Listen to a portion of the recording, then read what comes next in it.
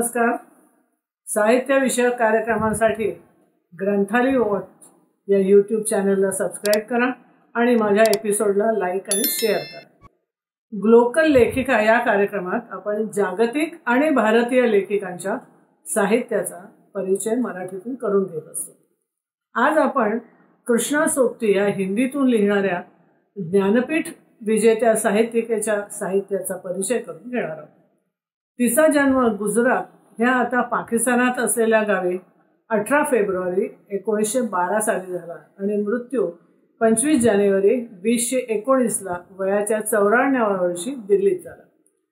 2017 साली तिला साहित्याचं सर्वोच्च असं ज्ञानपीठ पारितोषिक मिळाले होते. त्याआधी तिने तिचा साहित्य अकादमीचा पुरस्कार राजकीय असहिष्णुतेच्या विरोधात परत केला होता. तिच्या लेखणीची धार भल्याभल्यांना चक्रावून टाकत असे. काळाच्या कितीतरी अगोदर तिने स्त्रीच्या दैहिक गरजांबद्दल बेधडकपणे लिहिलं होतं. वय वाढलं तरी तिचा लेखन आणि भाषणाचा जोश कायम होता. मृत्यूपूर्वी काही दिवसच तिचे चन्ना हे पुस्तक राष्ट्रीय पुस्तक मेळ्यामध्ये प्रकाशित झालं होतं. वास्तविक तिने लिहिलेलं पहिलं पुस्तक होतं ते, पण प्रकाशकांशी झालेल्या वादामध्ये ते प्रकाशित करायचं राहून गेलं होतं. तिच्या जिंदगीनामा या कादंबरीला 1980 मध्ये अकादमीची सर्वश्रेष्ठ साहित्यिक फेलोशिप प्राप्त झाली होती. याखेरीज पद्मभूषण, व्यास सन्मान, शलाका सन्मान यासारखे अनेक सन्मान तिला मिळाले होते. दिलो दानिश, सूरजमुखी अंधेरे, ऐ लडके, मित्रो मर्जानी, हम हशमत, बादलों के घेरे हे तिचे गाजलेले आणि कालजयी म्हणजे चिरंतर टिकणारे असे कथालेखन म्हणावे लागेल. बुद्ध का कमंडल लडाख, गुजरात पाकिस्तान से गुजरात हिंदुस्तान तक हे लेखनही वाचकांनी डोक्यावर घेतलं होतं. तिचे वडील ब्रिटिश सरकारात उच्चाधिकारी होते. बदलीची नोकरी असल्यामुळे तिचं प्राथमिक शिक्षण वेगवेगळ्या ठिकाणी झालं. तेव्हा पहाडामधील जीवनशैलीचा भाग म्हणून घरातल्या मुलामुलींना घोडेस्वारी शिकवली जायची. तिची आई त्या काळामध्ये भरधाव घोडेस्वारी करायची. कुठल्याही नाठाळ घोड्याला वटणीवर आणायचे तर तिला हाक मारली जायची. कृष्णाचं कॉलेजचं शिक्षण मात्र लाहोरमधलं. तेव्हा लाहोर हे सांस्कृतिकदृष्ट्या अत्यंत श्रेष्ठ समजलं जायचं. त्या काळात दिल्ली हे त्या मानाने लहान आणि कमी महत्त्वाचं शहर होतं. त्या काळातील प्रसिद्ध लेखक आणि लेखिकाही लाहोरच्या फतेहसिंग कॉलेजचे विद्यार्थी होते. तेजी बच्चन तिथे होती, निर्मल वर्मासारखे लेखक होते. तेथील वातावरण हे सृजनशील कलांसाठी उपयुक्त होते. सिमला, दिल्ली इथे ती काही काळ राहिली होती, शिकली होती. तेव्हाही विद्यार्थी आंदोलनात इतर लेखनकर्मींसह ती भाग घेत होती. अन्यायाविरुद्ध आवाज हा तिचा फंडा होता. लोकांमध्ये मिसळणं तिला आवडायचं, पण लेखन हेच तिचं जीवन सर्वस्व होतं. तिने वयाच्या 70त विवाह केला. तिचे पती शिवनाथ हे साहित्य अकादमीचे पारितोषिक विजेते होते. त्या दोघांचा खूप मोठा मित्र परिवार होता. आपले चाहनेवाले खूप होते, पण विवाह आणि मुलं हे आपल्याला मानवण्यासारखं नव्हतं. पतीच्या निधनानंतर ती दिल्लीला एकटीच राहत असे. आपल्यानंतर आपलं राहतं घर, आपला प्रचंड ग्रंथसंग्रह तिने नवोदित लेखकांना उपयोगी पडावा म्हणून दान केला होता. आपलं घर हे सृजनशीलांना देवारा ठरावं म्हणून ते देखील त्यांनाच दिलं होतं. ती नेहमी म्हणे की मी शेकडो सूर्यास्त बघितले, 4 पिढ्या वाढताना पाहिल्यात, शेकडो सूर्यास्तही पाहिले, पण सूर्योदय मात्र मी फारसे पाहिलेले नाही, कारण मी खूप उशिरा उठते. दुपारी 12 वाजताच माझा दिवस सुरू होतो. रात्रीची नीरव शांतता मला खूप आवडते. तिला खाण्याची आणि खाऊ घालायची खूप हौस होती. जेवणाचे टेबल अनेक पदार्थांनी भरलेले असत. स्वतः थोडंसंच खाई, पण येणारे जाणारेच त्याचा आस्वाद घेत. 91 वर्षापर्यंत ती सार्वजनिक कार्यक्रमामध्ये सहभागी होत असे. अस्खलित शब्दात धारदार आवाजामध्ये आपली निर्भीड मतं मांडत असे. एका साहित्यिक सभेमध्ये तिने लेखकांच्या आणि विचारवंतांच्या अभिव्यक्तीवरती येणाऱ्या बंधनांचा तीव्र शब्दात विरोध केला होता. येथील सामान्य लोकांच्या मनामध्ये भरपूर देशप्रेम आहे, ते कुणी आम्हाला शिकवायची काही एक गरज नाही असं सत्ताधीशांना ठणकावून सांगण्याचा बाणा शेवटपर्यंत कायम होता. लेखन हे तिचं जीवन सर्वस्व आहे आता मी म्हटलंच. या क्षणाला आपण तिच्या अशा प्रकारच्या बोलण्याचे काही व्हिडिओज बघूया आणि मग पुढे जाऊया. कि लेखक जो अर्जित करता है अपनी लोकप्रियता या सम्मान या शाबाशी वो अपने पाठकों से अर्जित करता है, वो लोगों से अर्जित करता है। और जिस वक्त ऐसा नहीं होता और किसी न किसी कारणवश वो सत्ता से जुड़ते हैं, ये सभी चीज़ें, तो आपको परेशानी होती है। ये सिर्फ मेरी ही परेशानी नहीं, ये मेरे पूरे लेखक समाज की परेशानी है। वो चाहते हैं कि लेखकों की हैसियत से आप हमें चाहें, हमें हमारी किताबों को देखें, आप हमें सम्मानित करें या ना करें, लेकिन आप ये ज़रूर हमें दें, इस बात का एहसास हमें ज़रूर दें कि हम बौद्धिक लोग हैं और हम एक चेतना को अपने लोगों तक प्रसारित करते हैं। और इसमें ऐसी कोई चीज़ बीच में नहीं जुड़ी हुई कि हम इसलिए लेखक हैं क्योंकि हम ये चाहते हैं। हम सभी जानते हैं कि हम किन चीज़ों को पर हमारा एतराज़ है। सत्ता और लेखक के बीच में बहुत कुछ ऐसी चीज़ें होती हैं जो अनचाही हैं, क्योंकि आप ये हमेशा चाहते हैं लेखक होने के नाते आपको वो चीज़ प्रकट करने का हमेशा हक रहे जिसको आप गलत समझते हैं।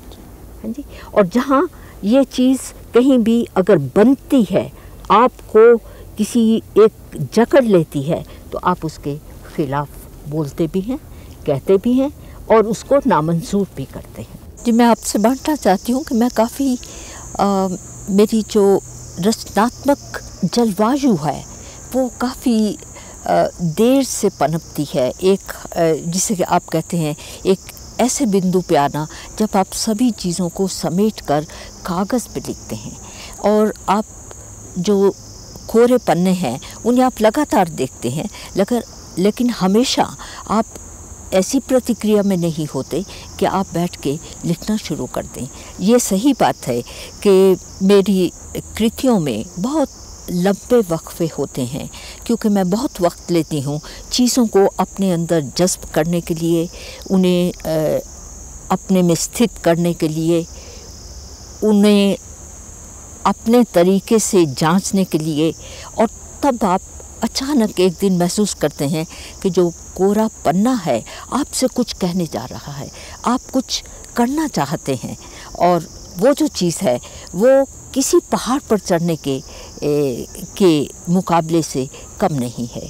जब आप एक बार पहली पंक्ति लिख लेते हैं तो आपको लगता है कि एक पन्ने पर आप अपनी सत्ता को किसी दूसरे से बांट रहे हैं, और वो सत्ता जो है आपने उसको सौंपी है जो पहली पंक्ति कागज़ के ऊपर आई है।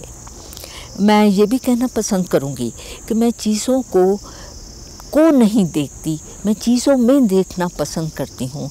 अगर कहानियाँ आपके सामने लगातार तरतीब से बनी हुई हैं तो मुझे लगता है इसमें लिखने की कोई बात ही नहीं है। अगर आप कहीं गहरे बैठकर कुछ ला रहे हैं, कुछ ऐसा नया संजो रहे हैं, तो आप अपनी कलम खोलते हैं। तिच्या लेखनाचं वैविध्य लघुकथा, व्यक्तिचित्र, कादंबरी, निबंध असं आहे। तिची शेवटची गुजरात पाकिस्तान से गुजरात हिंदुस्तान ही बृहत कादंबरी फाळणीची वेदना मुखर करते। वास्तविक ही कादंबरी माझी पहिली असायला हवी होती असं ती म्हणते, पण ती अखेरच्या वळणात लिहिली गेली। यात माझं जीवनही प्रतिबिंबित होतंय। जसं लेखकाच्या प्रत्येक लेखनामधून त्याच्या लेखनाची गुंतागुंत दिसतच असते। लेखकाच्या आतले आणि बाहेरचे त्यामध्ये येतच असतात। त्याच्या जीवनातली कुठली गोष्ट त्यात येईल आणि कधी येईल हे त्यालाही कळत नसते। जीवनानुभव असतं, त्यात आपलं आणि परकाचं कसं करायचं, पण हेच आपल्याला लिहायला प्रवृत्त करतात। ही एक वैचारिक आणि सृजनात्मक प्रक्रिया असते असं ती म्हणे। तिचे पहिले लिखाण 1959 त्या काळातील एका प्रतिष्ठित समजल्या जाणाऱ्या एका प्रकाशनगृहाने स्वीकारलं होतं। तिच्याकडे जेव्हा ती दुरुस्ती होऊन प्रेस कॉपी आली तेव्हा तिच्या लक्षात आलं की तिचे अनेक शब्द बदलून त्याने त्यात संस्कृत शब्द टाकले होते। तिने स्पष्टपणे सांगितलं की असे मला चालायचं नाही। प्रकाशात काही बदनात कृष्णाजींनी प्रूफ आपल्याकडेच ठेवली, पण प्रकाशकाने पुस्तकावरती बराच खर्च केला होता, मुखपृष्ठ तयार होते, त्यामुळे तो कुरकुरू लागला। कृष्णाजींनी त्याला लगेच पैसे पाठवून दिले। तुम्ही माझ्या लेखनाशी जी छेडछाड केली त्यामुळेच माझ्या पात्रांच्या जगण्याची भाषा नाहीशी होते आणि हे मला मंजूर नाही. आपलं लेखन आपल्याला हवं तसंच प्रकाशित करायचं हा तिचा हट्ट पहिल्या पुस्तकापासून तिने चालवला होता. आपण आपल्या हाताने आपलं लेखन दफन केलंय असं ती म्हणायची. बरेच वर्ष हे तसंच पडून होतं. पुढं ते जिंदगीनामा या नावाने 1979ला प्रकाशित झालं. 1980 साली त्या लेखनाला साहित्य अकादमीचा पुरस्कार मिळाला. आपल्या लेखनाच्या कसदारपणावरती तिचा किती विश्वास होता हे पटतं. तिने नेहमीच आपल्याला पटेल तेच वक्तव्य केले. कुणाची तळी उचलून धरली नाही. सरकारचा धर्म जाती यांबाबतचा अनुदार असा दृष्टिकोन पाहून तिने आपले पुरस्कार निषेधार्थ परत केले होते. सरकारने दिलेले अनेक पुरस्कार तिने नाकारले पण होते आणि याच्यासाठी खूप मोठं धैर्य लागतं.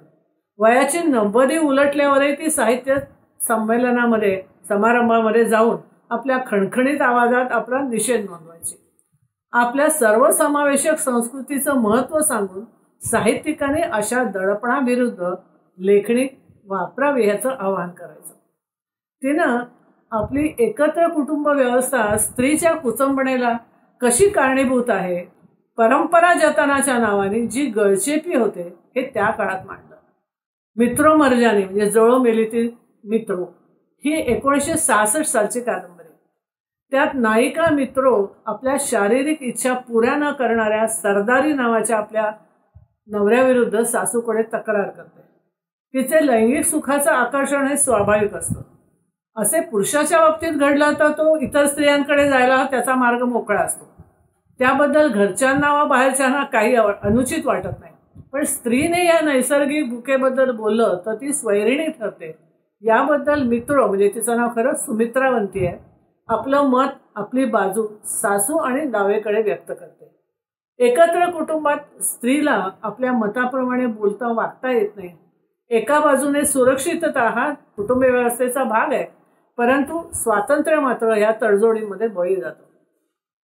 जेव्हा स्त्री आपल्या कुटुंबातील आपली संस्कृतीने लादलेली कर्तव्य पार पाडण्यात धन्यता समजत होती, त्यावेळेला मित्रो तिच्या मनावरती जे ठसवलं गेलं होतं तेव्हाच कृष्णाजींची ही नायिका स्वतःच्या लैंगिक इच्छेबद्दल बोलते ही कल्पनाही आपल्याला करता येत नाही. पारिवारिक सुखाच्या गोडगोड गोष्टी लिहून त्यांना कीर्ती मिळवता आली असते, पण तिने स्त्रीच्या अंतर्मनाचा वेध घेऊन त्याचं चित्रण केलं. साल 1966 काय गदारोळ झाला असेल आपण कल्पना करू शकतो. शारीरिक सुखाची अपेक्षा फक्त पुरुषांनाच असते असा आपल्या समाजात ठाम समज आहे. पंजाबमधील एका गावातील 3 मुलगे, सासू सासा, सुना असलेलं हे कुटुंब. बाईने जे पदरी पडलं ते गोड मानून निमूटपणे जगावं. घर, संसार, घरातली माणसं, कामधामं ह्यात आपलं मन रमवावं अशी अपेक्षा. तसं ती घरातल्या सगळ्या गोष्टीमध्ये रस घेत असे, पण कुटुंबातल्या घुसमटीने तिचा जीव कावराबावरा झालेला. मित्रो आपल्या जावेकडेही आपला पती आपल्याला हवा तसा प्रतिसाद देत नसल्याची आणि त्याला आपल्या तनामनाची भाषा कळत नाही याचा खेद व्यक्त करते. आपल्याला आई होण्याची इच्छा आहे तर पतीच्या बीजाचं मूल ते औरस आणि दुसऱ्याकडून झालेलं ते अनौरस असं का, असा प्रश्नही ती बेधडक उपस्थित करते. तिने आपल्या भरलेल्या तरुण शरीराची मागणी का गैर आहे हेच तिला कळत नाही. तिच्या अस्तित्वाला एक प्रकारची अस्वस्थता घेरून असते. कादंबरीची भाषा केवळ हिंदी नाही तर उर्दू व पंजाबी अशी मिश्र भाषा वापरली, जी तेव्हाच्या समीक्षकांना अजिबात पसंत नव्हती. पण ती म्हणाली की हिंदी भाषा फार मवाळ आहे हो, त्याला पंजाबी तडका दिल्याशिवाय त्याच्यात जोर येत नाही, म्हणून मी तशी लिहिली. या छोट्या कादंबरीचं वाचनानंतर एक अस्वस्थ करणारी ठुसठुस वाचकाच्याही मनात राहते. असं कोरडं वैवाहिक जीवन वाट्याला आलेली ही तरुणी तिची आई जेव्हा ह्यावर काही वेगळाच उपाय शोधूया असं म्हणते तेव्हा ती मात्र नकार देते.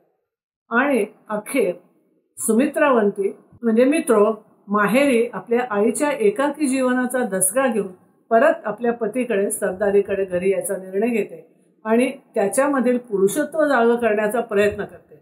ह्या कादंबरीचा सविस्तर उल्लेख यासाठी केला की स्त्रीच्या शारीरिक सुखाबद्दल लिहिल्याने तिला स्त्रीवादी लेखिका म्हटलं गेलं, जे तिने नाकारलं. ती म्हणाली मी स्त्री पुरुषांच्या वेदनांचा आणि भावभावनांचा वेध घेते, तिथे लिंगभेद करत नाही. हम हशमत 1, 2, 3 या संस्मरणात्मक लेखनात तेव्हाच्या साहित्यिक वातावरणाचे आणि साहित्यिकांचे चित्रण नेमकेपणाने येते. आजवरच्या लेखनात तिला डासणारा मुद्दा हा होता तो म्हणजे बदलत्या मूल्यांचा, माणूस पण गमावण्याचा. याविषयी ती पोटतिडकीने लिहिते. फाळणीचा काळ हा अत्यंत दुःखाचा, वेदनेचा होता. प्रचंड अविश्वास, घृणा आणि हिंसा यांनी भरलेला तो काळ होता. आठवणीही नकोशा झाल्या होत्या. पण देश म्हणून आपण त्यातूनही सावरलो, देश उभारला. पण आता आपल्याच माणसांनी जो द्वेषाग्नी पेटवला आहे तो आपल्याला विनाशाकडे घेऊन जाणार नाही ना, अशी भीती मात्र ती व्यक्त करते. हशमत लिहिताना तिने पुरुषी नाव घेतलं होतं. त्याबद्दलचा अनुभव सांगताना तिने नोंदवलंय की ही लिहायला बसली की न जाणे माझं अक्षरही कसं बदलत असेल आणि माझं मला पण ओळखू येत नसेल. लिहिण्याचा बाजही बदलत असेल, तो पुरुषी होईल. विचारही त्याच दृष्टिकोनातून येत असत. ही दोन्ही व्यक्तिमत्व आपल्यातच समावलेली असतात याचा प्रत्यय तिला येईल. माझं सगळं लिखाण हे रात्रीच्या शांतवेळी होईल. एक मधुर संगीत जणू माझ्या मनामध्ये गुंजत असेल. त्यातूनच अनेक पात्र समोर येत आणि माझा कब्जा घेत. आपल्या संस्कृतीमध्ये अर्धनारे नटेश्वराची एक सुंदर व्यक्तिविशेषाची संकल्पना आहे. काळ, घटना यात दोन्ही तत्व स्त्री आणि पुरुष एकत्र येतात. तेच कृष्णा सोबतीच्या लेखनाचं मर्म आहे. जेव्हा तिने हशमत या नावाने दीर्घ लेखन केलं त्या शब्दाचा अर्थ आहे गौरव, ऐश्वर्य, मोठेपण. तिला जेव्हा पुरुषी दृष्टिकोन मिळाला होता, मित्रो मर्जानीमधली नायिका जेव्हा आपल्याच शरीराकडे वक्षस्थळ उघडी करून बघते ते पाहणं पुरुषीपण असतं आणि स्त्रीचं देखील असतं. दोन्ही गोष्टी त्यात समावलेल्या असतात. त्यामुळे तिला लेखिका म्हणून आपण वेगळ्या आहोत असं वाटत नाही. साहित्यिक पुरुषही स्त्रीचा दृष्टिकोन मांडू शकतात. हशमत आणि मी असाही संवाद त्यात प्रगट झालेला आहे. मी लपवते, तो उघडं करतो. मी सांसारिक आहे तर तो आधुनिक विचारांचा आहे. तिच्या 3 सहलेखकांबद्दल खास करून भीष्म साहनी, अशोक वाजपेयी, नामवर शेख यांविषयी खूप आत्मीयतेने तिने लिहिलंय. एक अचानक नाहीशा झालेल्या लेखक मित्रामुळे मनाला लागलेली हुरहुर अत्यंत हळुवारपणे मांडली आहे. या 93 वर्षाच्या प्रदीर्घ आयुष्यात तिने जे पाहिलं, अनुभवलं त्याचा परिपाक तिच्या लेखनात आहे. तिच्या मते लेखन ही गुंतागुंतीची प्रक्रिया असते. त्यात भाषा, भावना आणि आत्मा जणू समोरासमोर असतात. स्वतःशीच सामना असतो. पात्रांच्या भावना, त्यांच्या जीवनातील घटना, त्रास, संकट, प्रेम हे लेखणीतून उतरवायचं असतं. तुम्ही जणू एक दुसरी व्यक्तीच होता हे अनुभवता, पण तरी देखील लेखिका म्हणून एकच असता. एक प्रकारचा ताण या व्यक्तिमत्वात असतो.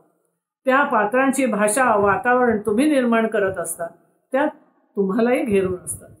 तिचं लेखन किती भविष्याचं वेध घेणारं होतं हे तिची समय सरगम मधील अरण्या नावाची एक वृद्धा वाचली की आपल्या लक्षात येतं. कारण आज ते वास्तवात आलेलं आहे. तरी कृष्णा सोबती ज्यावेळेला लिहित होती तेव्हा कुटुंबाने आपल्या वयस्कांची काळजी घेणं हे त्यांचं कर्तव्य होतं. पण प्रत्यक्षात त्यांची अवस्था काय होती हे कुणी बघितलेलं नव्हतं. परावलंबित्व, हिडीस वागणूक, घरातील कामाचा ताण, एकाकीपण हे त्यांचं प्राक्तन होतं. पण तिच्या कथेतील वयस्क अरण्या एकटी राहते. तिला हवा तसा दिनक्रम ठरवते. तिच्या शेजारी राहणाऱ्या तिचा बालपणचा मित्र ईशान याच्याशी मनमोकळ्या गप्पा मारते. चहा पाणी, आपल्या आवडत्या पुस्तकांवर चर्चा, वाचन हे सगळं करण्यात तिचा दिवस मजेत जात असतो.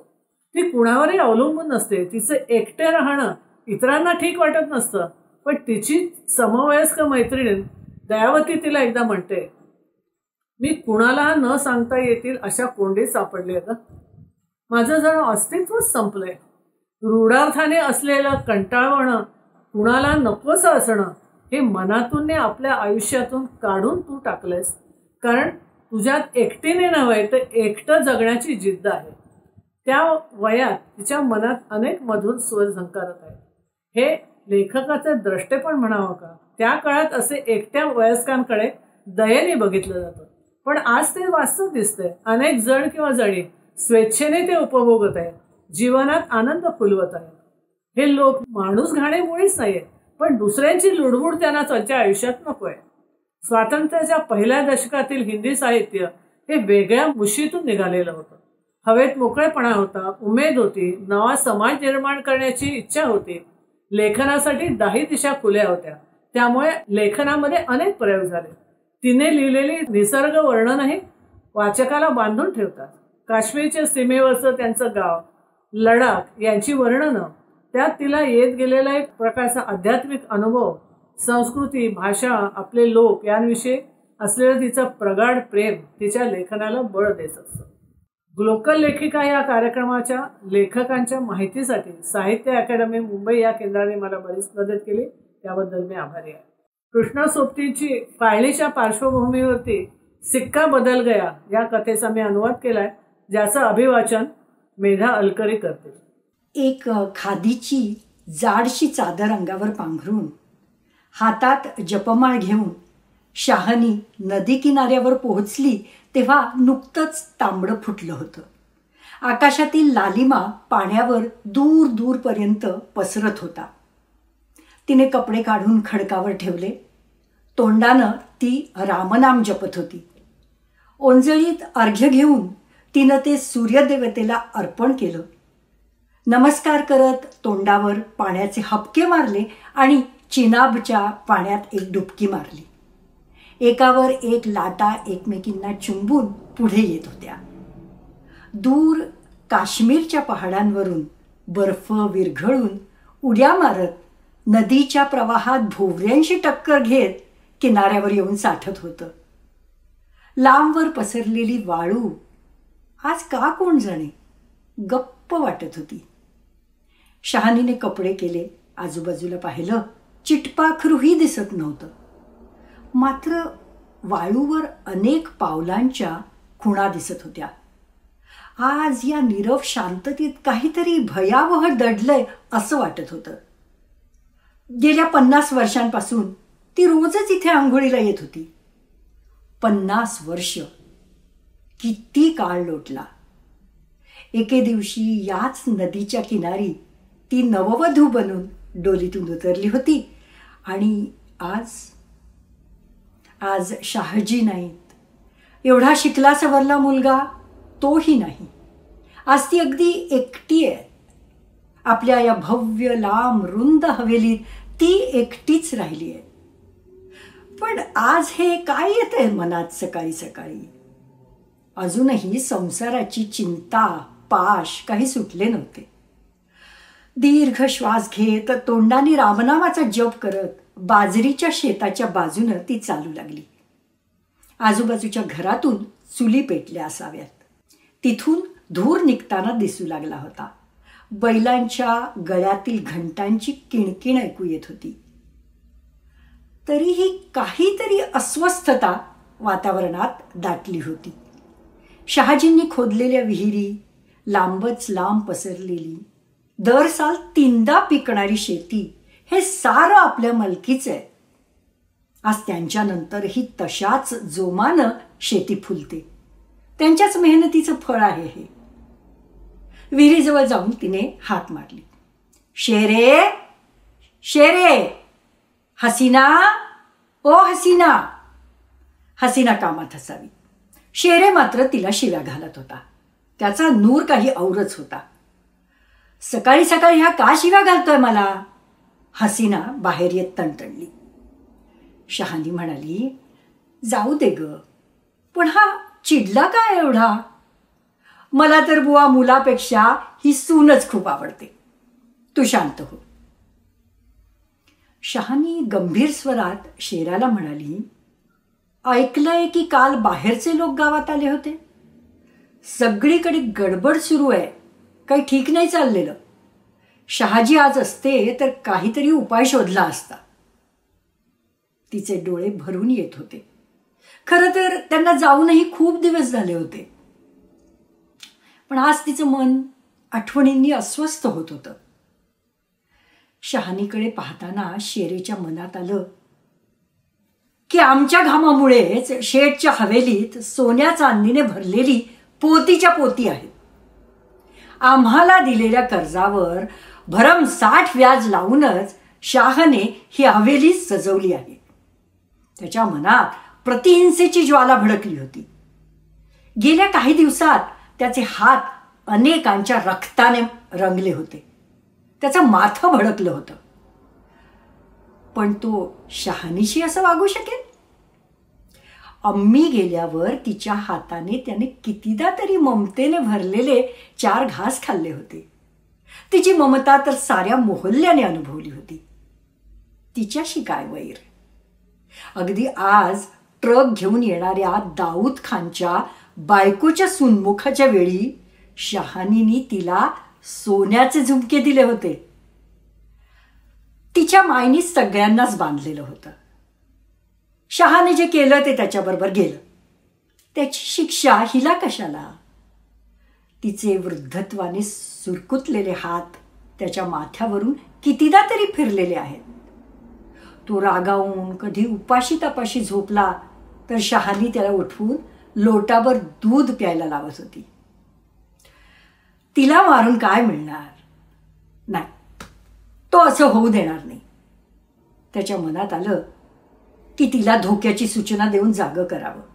शहरात लागलेल्या आगी, झालेल्या हत्यांबद्दल सांगावं. तिच्याकडे पाहून त्याच्या मनात आलं की एवढ्या मोठ्या शेताभातांची, या हवेलीची ही मालकीण आज या अवस्थेत अगदी एकाकी पडली आहे. पण काय करणार. कुणी ऐकणार थोडंच आहेत. शहानीने ओढणीने डोळे पुसले. ती जड पावलांनी हवेलीत शिरली. आज जाऊन शांतपणे तिथं पडून राहिली. हे सगळं वैभव, ही आपली माणसं, सगळं कुठेतरी मागं पडलं. तिला ते सारं निरर्थक वाटू लागलं. वातावरणातील संघर्ष तिला जाणवत होता. समोर होते ते सारे तिच्या पैशावर, दयेवर, कर्जांवर मिंधे झालेले लोक, जे तिच्याकडे कधी डोळे वर करून बोलत नसत, सदा नम्रपणे वागत. आजही तसेच होते. पण बदललेली हवा तिला जाणवत होती. शहानी, ऐका, ट्रक आलेत घेऊन जायला. शेरा त्यांना हाक मारत होता. ती आश्चर्याने म्हणाली, कोण आले घेऊन जायला नि कुठं. तिच्या आवाजात भीती, संशय होता. समोर गावातली ओळखीची माणसं जमू लागली होती. त्यातील अनेक जण हळहळत होते. या एकाकी म्हातारीवर का बरं ही वेळ यावी. आजवर तिच्याच मायेचा हात होता ना त्यांच्या शिरी. परंतु इलाज नाही. आज तिला जायलाच लागेल.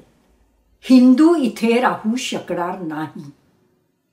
बेगू, पटवारी, इस्माईल तिच्याजवळ जाऊन उभे राहिले. तिच्या नजरेला नजर मिळवण्याचं धाडस नव्हतं त्यांच्यात. रबनू एही मंजूर सी, इस्माईल म्हणाला. हे ऐकून शहानीचे पाय लटपटू लागले. डोकं गरगरलं. तिनं दाराला टेकून स्वतःला सावरायचा प्रयत्न केला. अंगात जणू प्राणच नव्हते. बेगूच्याही मनात आलं, काय करील ही म्हातारी आता. पण आपण तरी काय करणार. हवेली सोडणं शहानीसाठी सोपं नाही. तिच्या आयुष्यातील सगळ्या गोष्टी इथेच तर घडल्या होत्या. इथेच ती दुल्हन बनून आली होती तेव्हा शाहने तिच्यासाठी तंबू उभारले होते घरापर्यंत. मोठी ओसरी बांधून गावचे सारे मामले निपटवले जात. तिथेच त्यांच्या मुलाच्या लग्नाची झालेली धामधूमही त्याला आठवत होती. सारं राज्य पलटलंय. चलनी नाणं बदललंय. आता नवं राज्य, नवं नाणं. आपण तरी काय करणार. दाऊद खानला ट्रक घेऊन यायला उशीर होत होता. त्याला पूर्वीचे दिवस आठवू लागले. शहानीने त्याला नेहमीच मदत केली होती. पण त्याने उद्धटपणाने लीगची स्थापना झाल्यावर तिच्याकडे येऊन 300 रुपये लीगसाठी मागितले होते. तिनं अजिबात मागे पुढे न पाहता सहजपणे पैसे काढून दिले होते. कुणाबद्दलही तिच्या मनात राग नव्हता.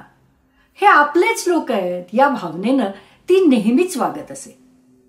तिनं कधीच कुणाचं वाईट केलं नाही की चिंतिलंही नाही. भोवतालच्या घटनांचा तिला पत्ताच नव्हता असं नाही. पण ती काही ठाऊक नसल्याचं भासवत होती. दाऊद खान ट्रक घेऊन आला. दरवाजात उंबऱ्यावर उभ्या म्हाताऱ्या शहानीजवळ येऊन म्हणाला, चला उशीर होतोय. एकट्याच आहात तर जवळ सोनं नाणं पैसा अडका ठेवला आहे ना. वेळ वाईट आहे. याच गोष्टी तुमच्या कामी येतील. नसेल घेतलं तर घ्या लगेच. उशीर करू नका. शहाणी नरमाईनं हळू आवाजात म्हणाली, सोनं चांदी? बेटा, ते तर सारं तुमच्यासाठी ठेवलंय. माझं सोनं तर या शेतात पावला पावलावर पसरलं आहे. दाऊद खाननं मान खाली घातली. म्हणाला, एकट्या आहात. कशी वेळ येईल सांगता येत नाही. थोडीफार रक्कम जवळ असलेली बरी. काळ वाईट आहे. आपले अश्रू पुसत ओढणीनं तिनं चेहरा पुसला. अरे, मी खूप चांगला काळ पाहिला आहे. आता त्याहूनही चांगलं काही बघण्यासाठी मी जिवंत राहीन का? इथला पैसा इथंच राहू दे. उशीर होतोय. मला माझं घर सोडायला हवं. सारी नाती क्षणात तुटताना दिसत होती. दुःख पैसा अडका बरोबर नेता न येण्याचं नव्हतं. नाती मातीमोल होण्याचं होतं. आजवर आपण ऐटीत राहिलो. इथं साऱ्या गावाचा मान होतो आपण. कुणाला दुजा भावानं वागवलं नाही. वैभव भोगलं इथे. आता मात्र दाणापाणी संपलं या ठिकाणचं. इथून जावं लागेलच. पुन्हा ही हवेली नजरेला नाही पडणार. ज्यांनी मान दिला ते गाववाले साश्रू भरल्या नजरेनं समोर उभे आहेत. तिनं ठरवलं, मान ताठ ठेवूनच इथून बाहेर पडायचं. मन लटपटत होतं. दरवाजाच्या चौकटीवर माथा टेकून तिनं डोळे ओढणीने टिपले. एकदा हवेलीकडे पाहिलं. हात जोडून नमस्कार केला. मनात आलं, एकदा घरभर फिरायला हवं होतं. पण नको, आता मागे जाणं नको. आपण केविलवाणत दिसू नये असा तिचा अट्टाहास सुरू होता. दाऊद खाननं ट्रकचा दरवाजा खाली केला. तिला वर चढवलं. गावातील लहान थोर तरणे म्हातारे निरोप द्यायला समोर साश्रू नजरेनं उभे होते. काही वयस्क बायकांनी शहाणीला मिठी मारून निरोप दिला. हुंदके देत त्या म्हणाल्या, कोणीच काहीच करू शकत नाहीये. नाहीतर तुम्हाला असं जाऊ दिलं नसतं. इस्माईल तिच्या पायाशी झुकून आपल्या सोग्याने डोळे पुसत म्हणाला, आम्हाला काही सांगा, काही बोला. तुमचा आशीर्वाद आम्हाला तारून नेईल. रब तणे सलामत राखो बेटा. तिच्या मनात कुणाबद्दलही किंतु नव्हता. मघापासून दूर उभा असलेला शेरा देखील आता पुढे आला. तिच्या पाया पडून म्हणाला, आम्ही काही करू शकत नाही.